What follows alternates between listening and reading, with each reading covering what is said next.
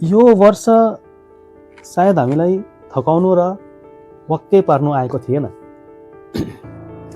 यो वर्ष सायद हामीलाई थकाउनु र वाक्कै पार्नु आएको थिएन, हामीलाई चिन्न मात्र आएको। यसले देखायो कि हामी कति पटक लड्छौँ अनि हरेक पटक आफूलाई सम्हाल्न पनि जान्दछौँ। जित भयो भने नम्र हुनु सिकायो, हार हुँदा धैर्य राख्नु सिकायो, खुसीले मुस्कुराउनु सिकायो अनि प्रतीक्षाले रोकिएर एकछिन बस्न सिकायो।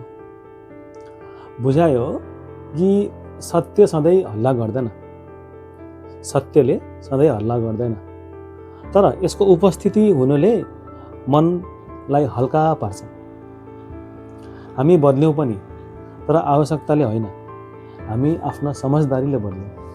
अब जब यो वर्ष बिदा हुँदैछ, यो खाली हात जाँदै छैन। हामीलाई आफूमाथि थोरै अझै भरोसा दिएर जाँदैछ। यसपालि नयाँ वर्षमा सबै कुरा बदलिने जिद होइन, यसपालि नयाँ वर्षमा सबै कुरा बदलिने जिद होइन, आफूलाई निखार्ने बानी गरौँ। बिस्तारै हिँड तर नरोकिनु, बिस्तारै हिँड तर नरोकिनु। कम चाहनु, थोरै चाहनु, तर मनले चाहनु।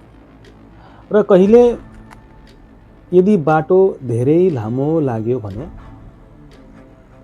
याद राख, यदि बाटो धेरै लामो लाग्यो भने याद राख, तिमी हिँड्न जान्दछौ र तिम्रोमा यति हुनु नै काफी छ, पर्याप्त छ। नयाँ वर्ष 2026 को हजुरलाई मङ्गलमय शुभकामना। धन्यवाद।